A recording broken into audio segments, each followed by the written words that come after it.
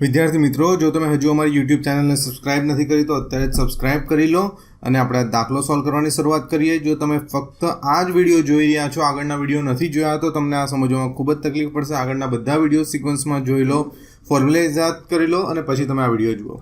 હવે વિદ્યાર્થી મિત્રો, આની અંદર બે RHS છે. આ જે છે તે આપણું LHS છે, આટલું LHS છે. પછી આપણે આ પ્રૂવ કરવાનું છે. આ પ્રૂવ કરીને પછી એના પરથી આ પ્રૂવ કરવાનું છે, રાઈટ? તો પહેલાં આપણે sin square minus cos square વાળું પ્રૂવ કરીએ. તો આપણે અહીંયા લખી દઈએ LHS ઇઝ ઇક્વલ્સ ટુ. હવે વિદ્યાર્થી મિત્રો, આ મેં LHS લખી અને પછી આપણે અહીંયા શું કરીશું તો લસા લઈ લઈએ. હવે લસામાં sin a minus cos a અને sin a plus cos a બંને જગ્યાએ છેદમાં આવવું જોઈએ. તો અહીંયા sin a minus cos a છે જ, તો આપણે અહીંયા લખીશું sin a plus cos a. sin a plus cos a એટલે આના છેદમાં બંને થઈ ગયું, માઇનસ cos a બી અને પ્લસ cos a બી. અહીંયા ઉપર બી સેમ રિપીટ કરીશું.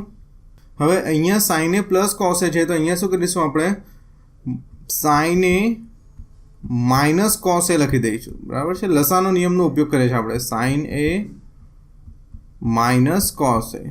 તો હવે શું થઈ જશે વિદ્યાર્થી મિત્રો? તો જુઓ, આ આખું એકને એક વસ્તુ બે વાર રિપીટ થાય છે, એકને એક વસ્તુ બે વાર રિપીટ થાય છે, એકને એક વસ્તુ બે વાર રિપીટ થાય છે, એકને એક વસ્તુ બે વાર રિપીટ થાય છે. અને આગળ પણ એક દાખલા મેં કીધું હતું કે જો તમને કોઈ એમ કહે કે 5 ગુણ્યા 5, તો તમે શું કહેશો? 5નો વર્ગ. એટલે કે એકને એક વસ્તુ બે વાર રિપીટ થાય તો આપણે વર્ગ લખવો પડે. તો અહીંયા આપણે લખીશું sin a plus cos a whole square plus sin a minus cos a whole square અને છેદમાં આવી જઈએ. તો છેદમાં શું થશે વિદ્યાર્થી મિત્રો? તો જુઓ, છેદમાં લસા કંઈક આવો થશે. અહીંયા હું ઇલાબોરેટેડ ફોર્મમાં બતાવું છું કે sin a minus cos a, sin a plus cos a, આ મારો લસા છે. હવે બંનેમાં મેમ્બર સેમ છે, એકમાં માઇનસ સાઇન, એકમાં પ્લસનું સાઇન. તો આનું નિત્યસમ જે છે તે થશે a વર્ગ ઓછા b વર્ગ. આનું વિસ્તરણ આવું થાય, a ઓછા b, a વત્તા b. તો આ જે આપણું આટલું છે લસા, આ છે આપણો, તે આ ફોર્મમાં છે. જુઓ, એકવાર ઓછા એકવાર વત્તા, મેમ્બર સેમ. તો આપણે શું કરીશું? બંનેનો સ્ક્વેર કરીશું. એટલે અહીંયા લખીશું આપણે sin square a minus cos square a. હવે વિદ્યાર્થી મિત્રો, આપણે આનું વિસ્તરણ કરવાનું છે. વિસ્તરણ કરવા શેનો ઉપયોગ કરીશું? a વર્ગ વત્તા 2ab વત્તા b વર્ગ. હવે એની જગ્યાએ આપણે લખવાનું sin a. એટલે અહીંયા હું વિસ્તરણ લખી રહ્યો છું વિદ્યાર્થી મિત્રો. તો એની જગ્યાએ શું લખીશું? અહીંયા a બરાબર આ છે, b બરાબર આ છે, મેન્શન કરી દઈએ. તો એની જગ્યાએ લખીશ sin, એટલે આ થઈ જશે sin square a plus 2 into એની જગ્યાએ sin a, એટલે sin a. બીની જગ્યાએ cos a અને બીની જગ્યાએ cos a, એટલે થઈ જશે cos સ્ક્વેર a પ્લસ આનું વિસ્તરણ જે છે વિદ્યાર્થી મિત્રો, એની માટે આપણે કયા નિત્યસમનો ઉપયોગ કરીશું? તો એની માટે આ જ નિત્યસમ પણ વચ્ચેના પદમાં માઇનસ થઈ જશે. એના માટે નિત્યસમ થશે a વર્ગ ઓછા 2ab વત્તા b વર્ગ. એની જગ્યાએ sin a, બીની જગ્યાએ cos a. તો અહીંયા આપણે લખીશું sin સ્ક્વેર a માઇનસ, તફાવત શું છે? આના જેવું થશે પણ માઇનસ 2, એની જગ્યાએ sin a, બીની જગ્યાએ cos a plus cos square a. અને આખાના છેદમાં લખીશું sin square a minus cos square a. હવે તમે અંશમાં જોશો વિદ્યાર્થી મિત્રો, તો sin સ્ક્વેર a, આ sin સ્ક્વેર a અને આ cos સ્ક્વેર a, એ બંનેનું પ્લસ કરશો તો શું થઈ જશે? 1. એટલે અંશમાં હું લખતો જાઉં છું. તો sin square a plus cos square a 1, sin square theta plus cos square theta 1. હવે સેમ વે બીજું આપણે જોઈએ તો આ sin સ્ક્વેર a અને આ cos સ્ક્વેર a, એની જગ્યાએ પણ લખી દઈશું આપણે 1 plus 1.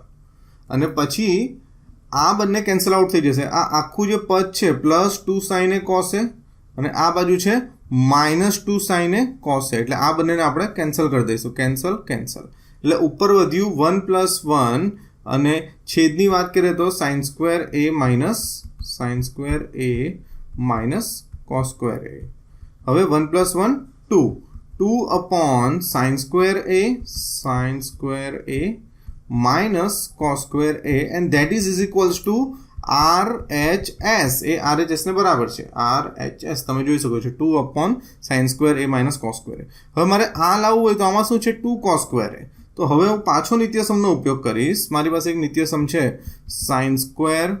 sin² theta plus cos² theta is equals to 1.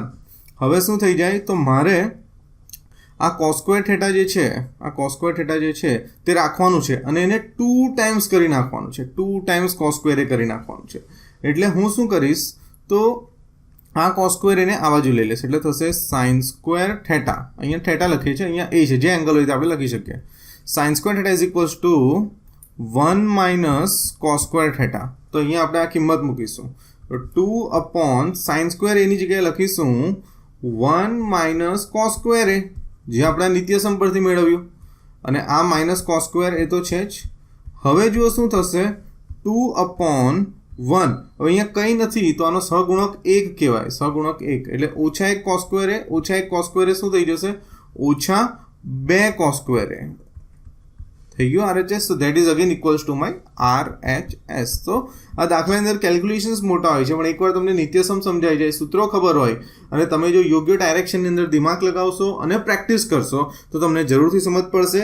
અમારો ઓનલાઈન વિડીયો કોર્સ, અમારી એપ તમે ગૂગલ પ્લે સ્ટોર પર જઈને KACHHUA કછુઆ લખીને સર્ચ કરશો તો મળી જશે. અને આ એપની અંદર તમે વિડીયોઝ, તમારું બધું સ્ટડી મટીરિયલ ઓફલાઈન મોડની અંદર એક્સેસ કરી શકશો. અમારી ચેનલને સબસ્ક્રાઇબ કરવાનું ભૂલતા નહીં. વિડીયોને લાઇક કરવો. Thank you so much.